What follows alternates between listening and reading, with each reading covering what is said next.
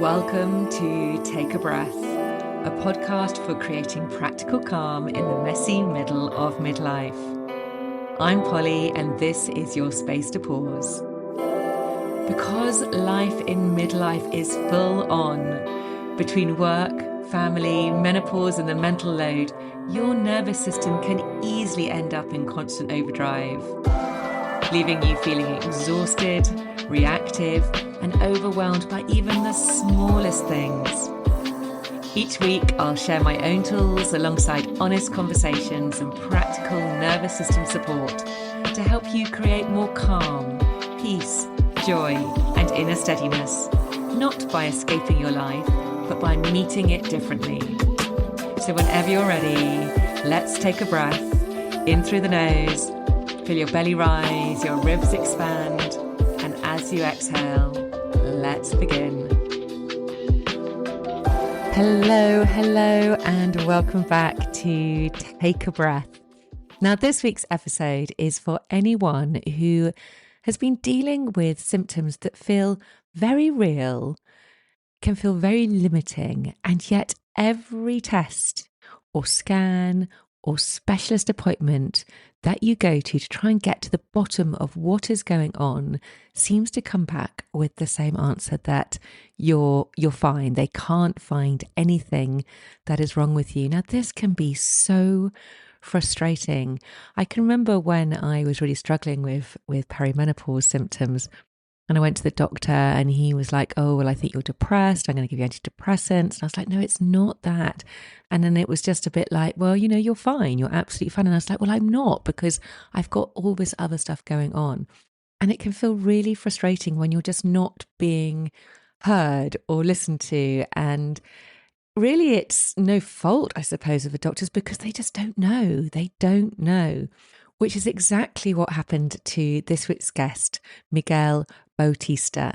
Now, he was a young man, not perimenopausal, but he found himself with a whole host of debilitating symptoms when he was in his late teens, early 20s. And his story really is quite a powerful one. He, on this episode, shares his own really powerful story of recovery after 4.5 years of living with such severe symptoms that he literally could not get out of bed. He was in bed, he had to be fed by his grandparents, he had severe fatigue, brain fog, a whole host of different symptoms. And it was only when eventually, after having had all the tests and to be told that he was perfectly healthy, that he ended up in a psych ward, and the doctor there explained to him that what he was suffering from was a hypersensitive nervous system. It's such an interesting and fascinating story. And the great news is that Miguel today is so fit and healthy, and he helps other people overcome similar situations that he was in to thrive in their life today. So we really dive deep into this today. We explore what can happen when the body's stuck in a survival mode, why symptoms can be so real even when those tests come back normal, and how recovery can begin when we actually start working with the nervous system rather than against it. And there is so much stuff in here which is all to do about the way that we think about symptoms, which I think is relevant for anybody who's experiencing any sort of symptom, whether it's chronic fatigue syndrome or it's the menopause symptoms or any other symptom for that matter. So without further ado, please welcome the absolutely brilliant Miguel Bautista. Miguel, welcome to Take a Breath. Lovely to meet you. Thank you for joining me today. I'm very excited to get into this conversation. I am super excited. Thank you so much for having me on. I've actually listened to a handful of the episodes you have. I just love what you created here, especially for women to really regulate and actually address what's happening in their nervous system versus just kind of push through. I think this is what's needed. So I know how much work goes into creating content, and I do appreciate you having me on here. And last thing for everybody listening, if you haven't already, go leave a 5-star review for Polly so she can continue reaching more women who need this. I already left mine on Apple Podcasts, so come join me. Oh, thank you. I appreciate you. I appreciate that. Thank you. Well, Miguel, as you've alluded to already, and you're all about the nervous system. And I'd love really just for you to share your story with the listeners so we can find out a little bit more about you, about how you've come to be doing the work that you do today. What has been your path to that? Yeah, and a little introduction on me. My name is Miguel Bautista. I'm the founder of CFS Recovery, and recovering from mysterious, debilitating symptoms like brain fog, where no matter how much people sleep, they wake up feeling mentally drained, and fatigue, where no matter how much they rest, they still feel like a zombie, along with dozens of other symptoms that just don't make sense. Those are the people we help. A lot of times it's chronic fatigue syndrome and long COVID, and we help them recover through neuroplasticity. And yes, although we've helped thousands of people at this point who have used our recovery systems, what I'm most proud is our community of recovered folks, men and women, called thrivers. We call them thrivers, women who went from barely getting through the day to traveling and working and just being present for their families again. I'm actually fully recovered myself from my own nervous system issues. I dealt with 50 plus symptoms myself. I was sick for about 4.5 years. And at my worst, I was bedridden for 8 months straight. I was getting spoon fed by my grandma and grandparents. I was even hospitalized. I had to use a wheelchair. I had to actually learn to use a wheelchair, learn to use a walker, learn to walk again, all of that stuff. And I really had to build my life from scratch. But today I don't have any symptoms. And so a lot of people, they look at my life today, and people who knew me back then, who were pushing me in the wheelchair, bringing me to specialist appointments, they're still my good friends today. And they're like, how do you keep up with life today? How do you do all that you do? You work a lot, you travel, you exercise. How do you not burn out anymore? And, it's been a long, long journey to get here. I definitely went from, I feel like, zero to hero, but today I'm living my best life. And, I'm happy to dive into the details, but that's like a 50,000 foot overview of what I do. But it's been a wild, wild journey to get here. Thank you for sharing that. So, how did it all start? When did were you a healthy child? When did symptoms start? What was the first thing you started to notice that was a bit off? I think, like a lot of people who develop these kind of symptoms and illnesses, you start off pretty good. For most people, they are actually, the go-getters. They are the type A personality people. They can be highly competitive, especially with themselves. They're always wanting to push, and just be productive. And they want to maximize their potential. And so I was like that ever since I was a kid.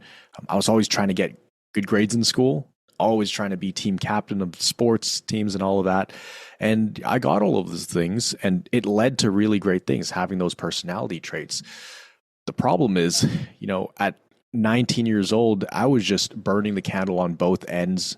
I was working as a personal trainer about 10 to 12 hours a day, Monday to Friday.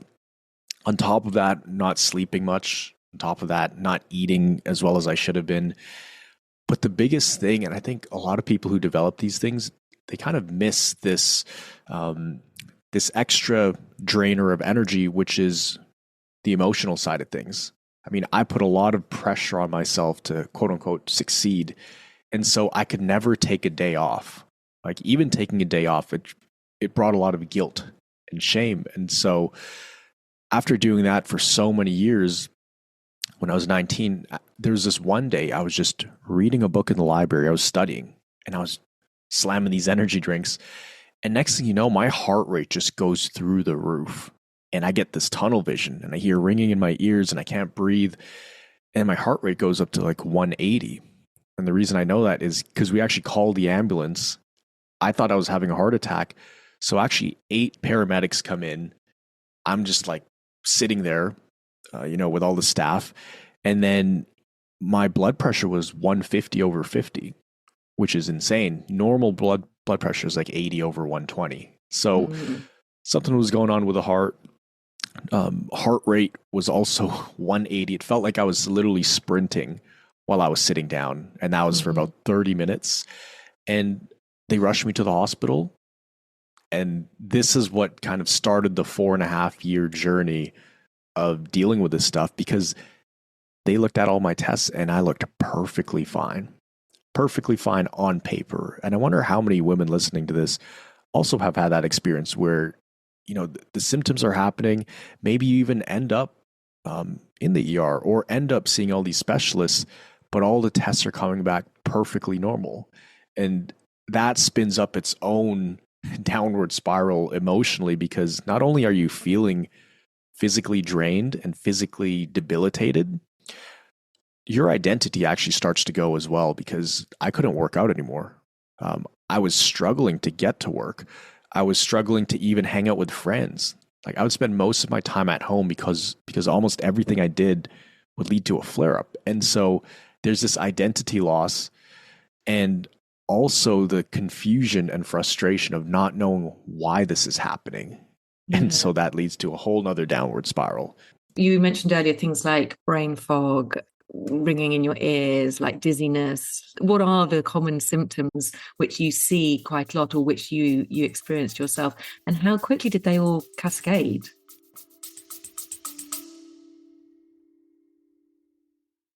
I will only ever recommend brands that I know, love, and use myself. And one of those is Ancient and Brave. Honestly, they've become part of my daily habits. The very first thing I do every morning is pour myself a big glass of water with their true hydration in it. It feels like such a simple ritual, but it really sets me up for the day. And I know I'm properly rehydrating with their blend of electrolytes and minerals, especially before I exercise, which I always do in the morning. Then later on, when I make my coffee, I stir in their true collagen powder into the coffee. Now, it blends in straight away, no fuss, there's no taste, and collagen is something we naturally lose as we age, but it's so important for our skin, joints, and overall vitality. Now, I'll be honest, Ancient and Brave may cost a little more than some of the tubs you'll spot on supermarket shelves, but the difference is you're getting the highest quality ingredients, sourced with integrity and tested to a higher standard, and absolutely no nasties added. That's why I trust them and why I think they're worth every penny. And because I want you to be able to try them out for yourself, I've got a special offer for you. As a listener of this podcast, you can get 20% off your very first order. All you need to do is click the link in the show notes and pop in the code POLYW20 at checkout. They've got more than just collagen and hydration too. They've got creatine, they've got blends, supplements. So it's a perfect chance to explore their range and make the most of that 20% off. The most common ones I see, first it starts off and you barely notice them. It's things like fatigue, things like unrefreshed sleep, things like insomnia, things like anxiety, and you may not even know what anxiety is. I didn't really know what anxiety was, even though I was feeling extreme anxiety and having panic attacks. I didn't call it anxiety because also I saw anxiety as this kind of weakness, not really knowing it's just a reaction in the nervous system. So it was those symptoms where you could still function with them, where you can still go about your day, you can pick up the kids from school. It's not going to make too much of a difference in your life, but it is just very annoying. But then it gets to the point where it starts to roll over into other symptoms like a domino effect or like a snowball, kind of like you said. And that can lead to things like palpitations, blurry vision, ringing in ears, headaches. When those start to happen, that's what can trigger a whole host of other symptoms. There were like 50 plus symptoms I was dealing with, but typically those first few are the starting ones, and you might get some really weird ones. Like your left arm might burn sometimes, and then it goes to your right arm, or you'll feel like there's an earthquake. Like you'll feel these internal vibrations like you're shaking, but you're actually not. So yeah, a lot of weird stuff. Twitching is one of them. It's interesting because, we talk, I've talked a lot on this podcast about menopause symptoms, perimenopause symptoms, when hormones begin to change. And a lot of the symptoms you're describing can come under that umbrella as well of hormonal changes, which is really fascinating. And I wonder, if someone is of a disposition where their nervous system is hypersensitive, that actually might be more nervous system than hormonal, or they're probably married up between the two. I don't know if you know anything about that. So this is something that really helped me. And the way I discovered this was in a hospital. This was about the seventh or eighth time I went to the hospital. And like a lot of people who are dealing with these things, I mean, the most common thing is you're constantly trying to look for different answers to try to solve this, which makes sense, Yeah. right? Here's what I see over and over again. First, you start chasing the diagnosis, right? You go from specialist to specialist, hoping somebody was going to finally tell you what's wrong. So you go to a rheumatologist, they don't know what to do. They pass you off to a neurologist. 3 months later, they don't know what to do. Endocrinologist, infectious disease. You get the blood work and the MRIs. And the thing is, the tests keep coming back normal, right? So usually the next thing people do is they throw supplements and treatments at it, which actually is the next logical step. Makes sense, right? So hundreds, sometimes thousands or tens of thousands of dollars are spent on things that are promised to fix the mitochondria or the thyroid or heal the gut, things like that. And maybe they get a little boost for a week, right? But then they're right back to where they started, or maybe even worse, because now they've added this whole belief, nothing works for me. You know, now that's added to the belief system. And so usually at that point, after no externals have worked, they go internally and say, you know what, I just got to push through this, right? I need to force myself to be positive or just power through like I used to, right? Maybe I'll just break out of this, but the body can start to punish you for that. And so that was kind of where I was trying to push through and just willpower my way through it. But that's what put me in the hospital that final time. That's what got me bedridden, actually. I mean, I was pretty extreme with it. I was really just foot on the gas pedal. I was saying, okay, this will solve itself. But essentially how I found out about this umbrella idea, and all of these symptoms go under this umbrella of hypersensitive nervous system, was I was living with my grandparents for 6 months. They were spoon feeding me. I couldn't even go to the washroom by myself. Could barely sit up most of the time. And my nervous system was completely maxed out at that point. Like, my grandma would turn on the lights and I'd get a migraine, or she would close the door and I'd have ringing in my ears for like 20 minutes. And so blindfold all day is what I had to do. I had to wear earplugs all day. Couldn't really roll over in bed. But anyways, my grandpa, who was taking care of me, he was feeding me, wiping me down in the shower. He actually passed away while he was taking care of me. That was like my biggest fear. So you can imagine what that did to my nervous system. An already stressed, maxed out nervous system.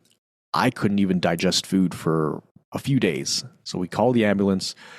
Anyways, I go to the hospital and I'm in ICU for about a month. They ran every test they could. They couldn't figure out what was going on. And at that point, that was like the lowest level of my journey. And I really didn't know what was going on. I was like, okay, I'm a statistic. I don't know if I'm going to make it. I don't know if I can ever walk again.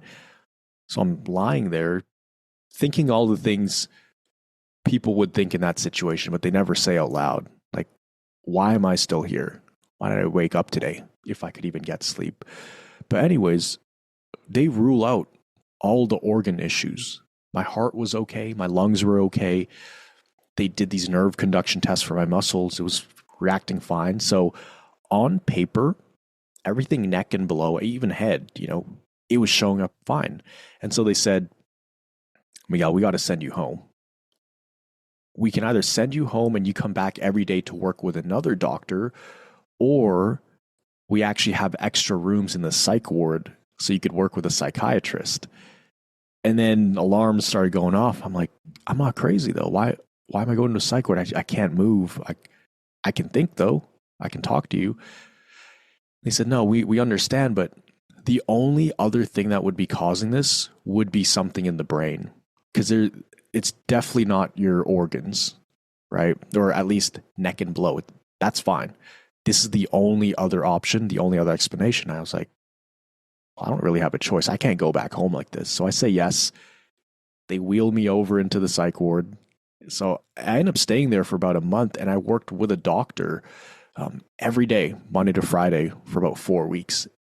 And actually, when he first looked at me, he said, he had this big chart with all my medical tests. He said, Miguel, I know exactly what's going on with you. I know why all your tests are coming back normal. You have a hypersensitive nervous system. You're stuck in survival mode. That's why you're feeling these symptoms. All these symptoms, they're limiters that your brain is placing on your nervous system to save you from yourself, because it thinks you're going to expose it to all of these different stressors just like you have your entire life. So essentially, it's come in and it's slammed the SOS button, slammed the alarm, and it's trying to keep you put. And any kind of stimulation that comes in, it sees it as a threat. And it thinks you're just going to go back into the world and expose yourself to way too much stimulation. And that actually made sense to me. And so for the first time, I had this doctor who knew what was going on. This is like the 40th specialist I've seen. He was a psychiatrist. And he also said, you're going to get better. You'll be back to normal a lot faster than you think. You're going to be totally fine. And so that is when everything changed. That's kind of like when I had that light bulb moment of that's what's going on. This is a nervous system thing. It's not this external thing I need. I need to fix this internally. So that changed everything for me. Wow. I mean, isn't it amazing that nobody until that point picked that up and this isn't more widely known? So as you've discovered, it was due to your nervous system. Is it because of the environment that you grew up in that your nervous system became hypersensitive, or is it something that actually you believe some people just are more hypersensitive?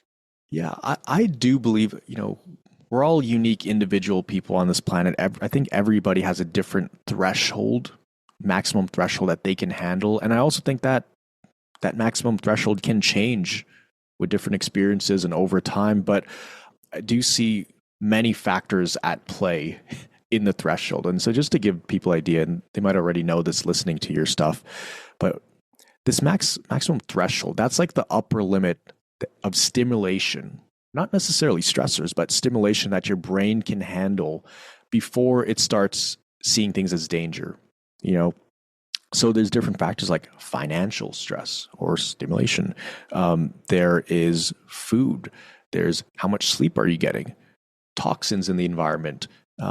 Personality traits. Ooh, that's a big one. Like, people don't realize that's probably the biggest factor in all of this, because you can have two people in the exact same situation.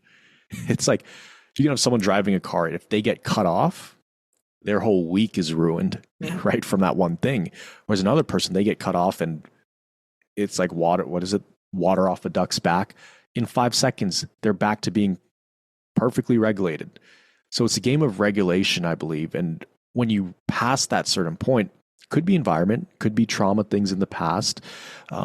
It could trigger the nervous system into this self-protection mode. But I also want to say, I've seen some people go through some crazy life situations. As in, I think if I was in that position, I would have gotten sick a long time ago, right? But they've dealt with that for years. So I think it's really dependent on the person. And it's almost like you have to look at the whole picture. What are all the different factors? But most importantly, what is the personality type?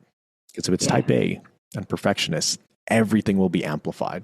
Yeah, that makes total sense. And then also on top of that, there seems to be some common triggers which can spark a series of symptoms such as COVID.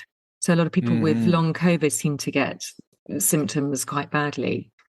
Yes. Yeah. So I call these different things, they're almost like the straws that broke the camel's back. Okay. For everybody we've worked with, and literally thousands of people, whether it's fibromyalgia or chronic fatigue syndrome or long COVID, we always ask them, what was your life like leading up to this? I mean, were you just a calm, relaxed, chill person? Or were you kind of burning the candle on both ends? Or was it, I was moving and a family member passed away and I changed jobs, and I got COVID after that. And then that's when things started to fall apart. Yeah. But they only kind of see that last little thing that caused it. Or, they lose their, lose a job or lose a family member, something like that. They think that's the one thing. But if you actually look back leading up to it, there were a lot of signs. And the symptoms were actually, they were kind of there, didn't just come out of nowhere. Yeah. And I think it's probably the same with menopause symptoms as well. I think it's a whole lifetime before of events, of reactions to situations which can influence your experience of that time as well. So I think it's very easy to say, oh, it's just because of hormones or it's just because of that. But actually, as you say, there are so many different factors which can influence all of this. Let's talk about then what one can do to start to turn this around. So with your own journey, you went into the psych ward, you met this amazing doctor who totally obviously changed your life around. What was the first thing that you started to do, and how did you then progress from there in terms of your recovery? I remember when I first got there, my first thought the entire night was, I'm not crazy. I don't belong here. I'm trying to sleep and there's people like running around and stuff at like 2 a.m. I'm like, I need to get out of here. But the morning came and when like the first time I met him and he told me about this whole nervous system idea, like it actually clicked right there. And I think what a lot of people do is they'll externalize these issues, as in they believe that a supplement or a medication or a certain treatment outside of them is going to save them from this. That they could do this one thing and it's going to be the magic bullet. And for me, that's how I thought for so many years leading up to this. The big shift that happened with him is I started looking at the solution coming from inwards of like, nothing outside is going to save me. It might help, but I guess I'm going to have to fix what's going on here because nothing else has worked. And, people, they fall into the cycle of taking all the supplements, taking all the medications, because that's what we're trained to do in society. And so that they take that power away from them. Right. And ultimately that leaves you feeling pretty powerless sometimes, pretty hopeless sometimes when you're spending money and nothing's working and you're following the right things, what you're told to do, and you might be getting worse. That can leave you super frustrated and saying, maybe I'm just different. Maybe I'm like one out of a billion people who has this rare thing that can never get fixed. Right. But once you shift that to, okay, I understand what's going on here. I can fix this internally, and understanding it was the biggest thing. Understanding where the symptoms were coming from, why they started in the first place, why they're still sticking around, and also how do you kind of dig your way out of this? And so I found with understanding what was going on, here's an analogy that really helped me. And it helps almost everybody we show this to because it's really simple. Okay, so if you imagine a computer that's not working properly, at first you might think it's a hardware issue. So I want to underline hardware. So you'll look at the mouse, you'll change the mouse, it's fine. Okay, the keyboard seems to be working fine. Speakers, they're fine, right? So all the hardware is actually okay, but the computer's still not working. So where do you go after that? You look at the software, right? And so there might just be a glitch or a certain setting or an update in the software that was missed. And the way my doctor described it to me, he said, you just have a software issue. Your hardware is completely fine. That's why the tests are perfect. On paper, you are a perfect, healthy 22-year-old guy, but you can't walk and you can't feed yourself. So obviously something's wrong here.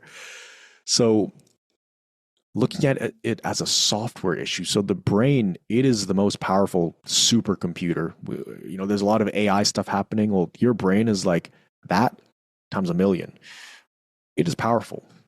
So it's not that it's broken. It's that it's just misfiring. Almost like there's a glitch in it. And glitches don't just fix themselves. You ever had a computer that just fixed itself? I mean, sometimes they have automatic software updates, but in this case, it's a big update that we need to do Mm-hmm. here. So you need to go in there, manually override the system, give it certain inputs over a certain period of time, and eventually you fix that glitch. And once you do, that's when you have less symptoms. That's when you have more energy. And that's really when you get your life back and go from surviving to Yeah. thriving because you fix those limiters. That's how I've Yeah. seen it. I love that. I love this. And so it's really about neuroplasticity, which is unbelievable that this is such a new, well, in relative terms, it's such a new discovery in science that our brains can change, we can update our wiring in our brains. And yeah, and so it's so powerful. So you do talk Mm-hmm. quite a lot about brain retraining. And I love the example that you give about pain management, about these lights where you Mm-hmm. imagine them in brain centers. I wonder if you could just talk us through that, because that's a really good example of how we can get in there and Mm-hmm. actually make a difference over time. And I think that's what we need to stress here. It's over time, isn't it? Absolutely. And yes, that brain retraining exercise for chronic pain, it was a light bulb moment for me to realize that okay, these physical symptoms are tied to either emotions or certain thought patterns, certain neural pathways in my brain, which means the way you think can influence what you physically feel. And here's a perfect example of this. Historically, they used to have these soldiers go to war and come back missing a limb. And those same soldiers would complain about pain in an arm that doesn't exist. It's called phantom pain. So Yeah. they're like, what is that? The guy doesn't have an arm. Why does he still feel pain in his fingers? He doesn't have a hand. And so they started doing these experiments and research, and they found that your brain can create pain, right? A lot of times pain happens when we stub our toe, touch a hot stove. That's your body sending signals to your brain. Whereas with chronic pain, pain that is just ongoing, it doesn't make sense, it's very inconsistent, things like headaches, things like that. That's your brain, or could be your brain sending signals down to your body, right? So there's no actual danger, there's no actual threat where your body needs to warn you. Your brain is anticipating that something is happening, right? So that's sending pain signals to your body. And so something that really helped me. I had migraines for about a year and headaches for 4 years, right? This helped me and so many other people. But you imagine these pain centers in your brain, right? Then they're kind of these small areas glowing molten hot, right? And the more red they are, the more pain you're feeling essentially. But what you do is you imagine you're like turning the dial down on those glowing areas. So not only are they dimming down, they're glowing less, they're also shrinking and getting smaller. So you imagine this like expansion and contraction. So what I did was on the inhale, it kind of expands and glows. On the exhale, it contracts and it dims down. And I noticed, and this is how the exercise is supposed to run. You can search it up. It's by Dr. Moskowitz. Um, you'll notice that you can start to control the level of pain you're feeling, whether it's in your legs or your arms, or maybe your hands are burning. When you have it glow, the pain actually increases a little bit. When you exhale and make it dim, the pain physically lowers. And so what you're doing is essentially teaching your brain that it does have some level of control over the pain it's experiencing. And if you can move a pain from a 7 to a 6 out of 10 or a 6 to a 4, that is all your brain needs to see to kind of catch on to and say, wait a minute, wait, we can control this. And eventually it just starts automatically turning it down to the point where no pain is your new baseline, right? Because when you have chronic pain, your baseline is like way higher. Your brain is trying to give you pain Mm-hmm. regularly. So we just want to turn that dial down. But that's kind of how that works.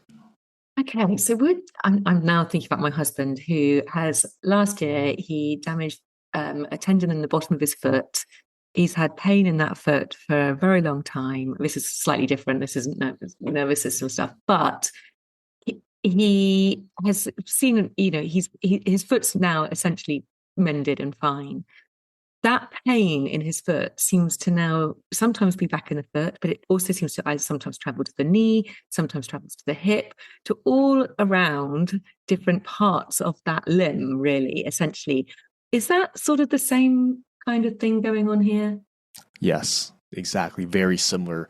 It reminds me of this experiment they did with a monkey where it sounds kind of brutal, but they would like press into, or they would like cut its finger off. Um, and then they would, they mapped the pain in the physical body to certain areas in the brain. So it's all linked. You think about it, like certain part of the brain is going to be linked with a certain finger. Mm-hmm. Even when that finger is gone, they could touch the next finger, right? That they never did anything to, and it will light up the same area of the brain. So it's like clusters, right? And it's called pain mapping. So it makes total sense that your husband is feeling those things in his foot, and that is actually like a dead giveaway that this is something that can probably be fixed through neuroplasticity. He could probably do this exercise, and that pain could probably go within a couple of weeks, even if it's been there for a long time. Right, he's on it. I'm gonna I'm gonna get him to do this because absolutely I've had enough of hearing about the pain. So yes, okay. Yeah. So brain retraining is super powerful.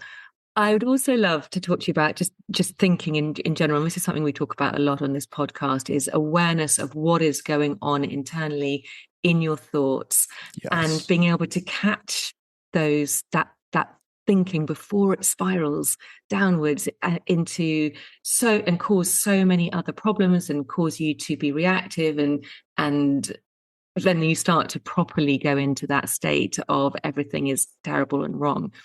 How do you teach this to your community? Because this is a big one. Yeah, I love that you asked this question because this is actually one of the biggest things that can keep people stuck with these physical symptoms. So most individuals only focus on the physical symptoms, the fatigue, the flare-ups, the brain fog. If emotions come up, they might journal about them or mention them in therapy, but they're often seen as separate from the physical experience. And that separation, that makes sense. The symptoms feel physical. The exhaustion is physical, and they assume, of course, the solution should be physical too. Plus, so many women have been told their symptoms are just stress, or, it's all in your head, or it's just menopause, right? So connecting emotions to physical symptoms, it kind of feels like agreeing with that dismissive narrative. So, if you've been focusing on the body, right, you're just looking at external things, supplements to treat certain physical things. But when you really look at your life, there's a lot of emotional weight you've probably been carrying around for years, maybe even decades, right? People pleasing tendencies, perfectionism, grief from potentially losing parts of your identity because you're not able to do all the things you used to do before. Perhaps boundaries that were never set, right? So we've just been holding it together for everybody else for so long. You're in between being a parent to kids, but maybe even taking care of your parents. So you're in this like sandwich in life. So a lot of people they feel that emotions are very separate. Like, I don't have time to deal with those things, or I already dealt with that stuff, right? My emotions aren't the problem. I just need to fix my body. But they go hand in hand, like you said, because here's what happens. You'll typically feel a physical symptom like brain fog, like a palpitation, like some insomnia. And that can fuel a lot of frustration, a lot of fear as well, a lot of distrust in the body because you're not sure what it's going to do next. But the thing is, the thing that's causing a lot of these physical symptoms is a nervous system in fight or flight mode. Fight or flight means your brain basically feels like it's in danger, right? So any more, I guess, negative emotions, I don't even want to say negative. It's just an emotion. It's just a survival mechanism. Any more fear you have about the symptoms, or especially frustration, right? Those kind of things, that's like pouring fuel on the fire for basically a fight or flight brain, which if we want to get scientific, it's the amygdala that is just completely jacked up in terms of activity, right? So emotionally, things are already high. Like survival mode brain means it is already emotional. So you have these physical symptoms on one hand, and that typically leads to these emotions around it. And those emotions typically lead to more symptoms, which lead to more emotions. So I think the really important thing, and here's the golden rule of recovery that my doctor told me. Because after 4 weeks of working with him, you can imagine how much he taught me. He said, I taught you a lot, but if there's just one thing you have to remember, and you could throw everything else out the window, and this one thing would help you recover, it's this. Your success in recovery is determined by how well you respond to symptoms. How neutral can you be when those symptoms hit? I want to say neutral emotionally. You're not going to be a robot. Like, you're going to feel some emotions, but when you have this fatigue, do you go to these stories saying, I relapse, I'm going backwards, I'm back to square one, I shouldn't have done that? Like, do you go down this whole path with all these stories and kind of beat yourself up? Or do you just look at it and say, oh, that's just my nervous system, it's adjusting, right? I'm probably in an adjustment period, which is a whole nother concept. Or I'm in a progress cycle, like my body's just getting stronger. So there's different ways to look at it, but neutralizing any emotions around symptoms, I think it's so important. Because here's another thing. You can have, like, for example, I used to have severe, like, internal vibrations and palpitations and shortness of breath. I had it a lot. But once I understood what was happening and this made sense and I knew what to do, I knew to respond well, I knew this was just temporary, I would get stronger after. I would feel this exact same symptoms when I was in the hospital, when I was learning to be in a wheelchair and walk again. I had the exact same symptoms I had for years prior that put me in the bed. The only difference now was I wasn't telling myself, oh, I'm going to end up, in a coma. I'm going to die from this. I just looked at it for what it was. This is a glitch in the nervous system. It's a software issue. That's it. No attachment to it. I'm not thinking my body's out to get me, that it's the enemy. I'm not at war with it. So it was the same physical symptoms, but the emotional experience was totally different. And that is how I went from completely bedridden to, like, being able to work out 5 days a week now with no symptoms. I can push myself hard with no symptoms because I have a handle on my emotions now. Yeah, it's so powerful, isn't it? It's about catching. It's the awareness. It always starts with awareness of where your thoughts are going, and it's the thinking about the thought, which is which is the problem. That's what often makes us feel anxious or overwhelmed. But in this case, with a hypersensitive nervous system, it can actually cause your symptoms to deteriorate. So it's about really what I'm hearing. It's about catching those thoughts and then staying present, being in this moment, rather than moving your head and your mind towards the future of what possibly may happen or associating with what has happened. It's about being right here, right now. So the more practices that we can do to bring us back into this moment is what we need to really be focusing on. Would you agree with that? Absolutely, because the emotions that is, it's a big thing that maxes out the threshold and keeps it maxed out. So when that emotional weight lifts, the nervous system finally has space to kind of recalibrate itself. And that's often when the biggest breakthroughs happen. Once people are able to get the emotions, not perfect, but under control, right? Your body just starts to have this sense of safety because you don't always feel like your body's, like trying to kill you, basically, or is out to get you. You start working in tandem with the body versus against it. You guys are on the same team. And once you realize that this whole time, despite how bad it felt, where it felt like your body was punishing you, it was actually trying to help you. It was actually trying to protect you from overloading itself with stimulation because it started to see everything as danger. And so, once you start looking at the nervous system that way, that's when things really start to change. Yeah. And our bodies, as you say, are on our side. They want us to recover. They want us to be healthy. It's just creating the right conditions for our bodies to be able to heal. And often that's the problem. We're not, if you're in your sympathetic part of your nervous system and you're stuck there, that's not where your body's able to recover, or the systems are able to recover. So it just makes perfect sense. You just need to shift it into that parasympathetic. And that is where the conditions for recovery will really start to help us and ramp up.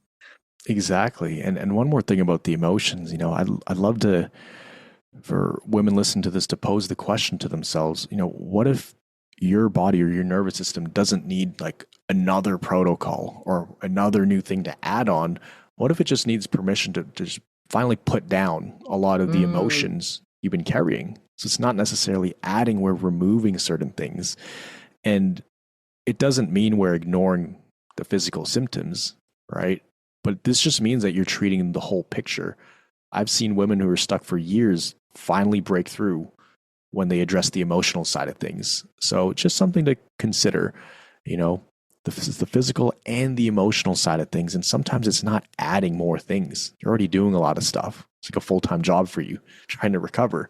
Sometimes it's letting go of all of the stuff that we're carrying around, especially like the judgment we have around the symptoms and our own body, And you were so right. You said at some point earlier about how particularly women at midlife have so much going on that we're not called the sandwich generation for nothing. We still have children at home or growing up children who are leaving home, which adds its own level of stress and sadness and grief. And then also parents who are getting older and caring for them, and often at the height of their careers. There is a lot. So if you never give yourself an opportunity to down-regulate and to de-stress, then it's no surprise that some of these symptoms might start to creep in. So I suppose it's an invitation just for everyone to really just take note of how they are. If there are some of these symptoms we've talked about beginning to become more regular, what would you say to them? Would you just say, really just start to think about how you can start to implement some of these down regulation tools? Absolutely. And also, I'd love for them to know that, as long as you've had all your tests and scans done and the doctors can't find anything wrong with you, and you're kind of left in this weird place where you're on your own trying to solve this, there's a big difference between just managing your health and managing your life and truly thriving. And I think a lot of women, especially if you're dealing with this for years, eventually learn to just manage, right? They pace themselves, they say no to things, they build a smaller life that fits within their limits. And honestly, often that's the best advice they've been given. Aside from podcasts like this and this kind of education, a lot of people, especially doctors, just say, you just have to learn to live within your limits. Just don't push yourself, accept your new normal. So it comes from a good place, like people are trying to help them not flare up. So you've gotten good at managing. And the thing with that is you start to let go of a lot of the things you used to love because you just can't do them anymore. And maybe you are actually starting to believe people when they say that this is your new life now. And there's some grief in that, right? Even if you don't talk about it, right? It's things you ask yourself, like, or tell yourself, like, I should be grateful for what I can do, or at least I'm functional, or I could be worse, right? But here's what I want people to hear. And it's obvious, managing isn't the same as truly living. Pacing, it's not the same as truly thriving. And for many women, the belief that management is the best they can hope for is actually part of what might be keeping them stuck, right? When the brain believes that they just have to manage this, that full recovery and thriving health and being able to do all the things they used to do again isn't possible, it has no reason to change the pattern. So hope it's an emotional thing, but also physiological. So I just like women to know that it is absolutely possible to overcome these things. I've seen the craziest stories of, like, for example, there was a mother, she had 3 children, and they were having to bring meals to her. It was like a year at this point. She was really sick. They're having to care for her. She couldn't even really drop them off at school, couldn't take part in a lot of the family get-togethers. A year later, right, after implementing the nervous system approach, right? Learning to understand what was going on, respond better to symptoms. She just posted a picture the other day skiing with her kids, and she skied for like 6 hours, 2 days straight. And there's just pictures of them laughing, having fun. And imagine what would have happened if she never looked at the nervous system from that lens or tried a different approach, because she was like really sick for a year, but she was sick leading up to that as well.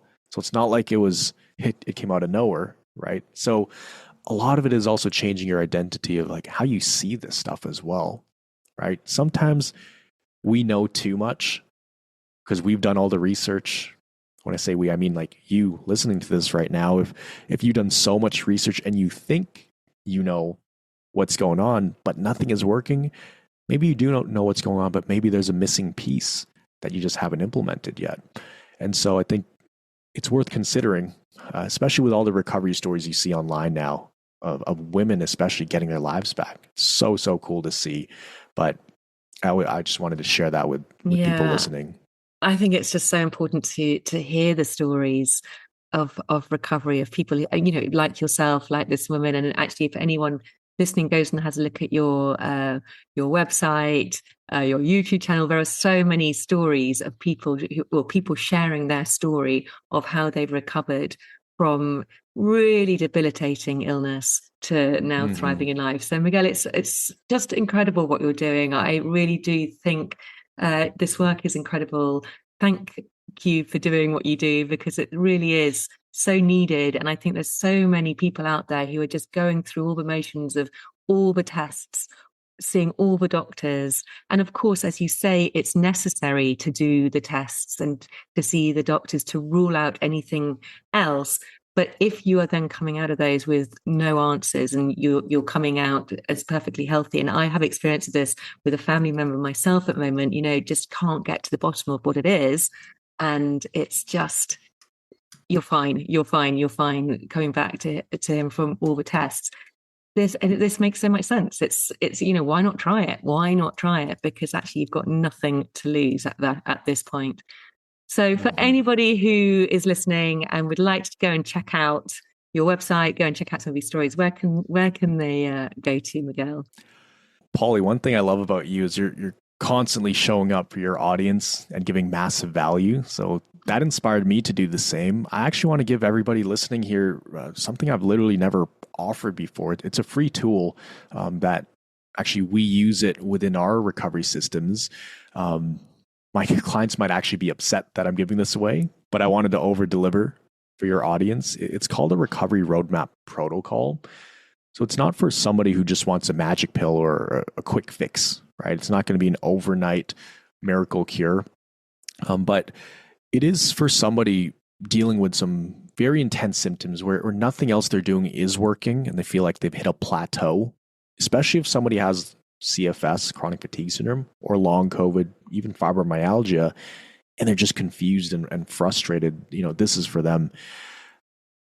Here's what most people don't realize. Recovery, it's not about just doing more, like we talked about. It's about doing the right things at the right stages, right? If you don't know what stage you're in, you can end up wasting precious energy or making things worse. So here's what you have access to. Part 1 is called a recovery stage identifier. It's a short diagnostic that, shows you where your nervous system is at right now. And also, why what you've been doing probably hasn't worked or might not be working, and what you should probably be focusing on right now.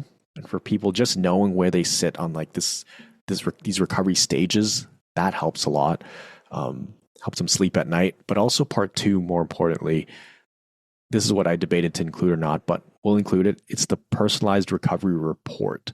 So it's a detailed personalized analysis based on your responses that maps out the specific patterns that might be keeping your nervous system stuck, and also shows you what you need to change, what to double down on, and the rough order to do those things. So it's a decision-making framework. So I set up a page specifically for this podcast for your listeners. It's cfsrecovery.co/breath, BREATH. I just please ask people don't share it around. This is only for you guys. special link. So if you want the recovery stage identifier and the personalized recovery report, just head over to cfsrecovery.co/breath, and you'll be able to get instant access to that. Thank you, Miguel. It's been such a pleasure talking to you. And I hope people go and have a look at that if they feel like they need to and it could be helpful. Thank you. Thank you so much. This was awesome. Before you go, just to let you know that you'll find a selection of gentle, practical offers at really accessible prices over on my website. They're all designed to support your everyday breathing, to ease anxiety, and help you build a more resilient, flexible nervous system so you can feel calmer and bring a little more steadiness into your daily life. Everything I share is designed to meet you where you are and to fit into real busy lives. Just go to hollywarren.com and click on the resource library.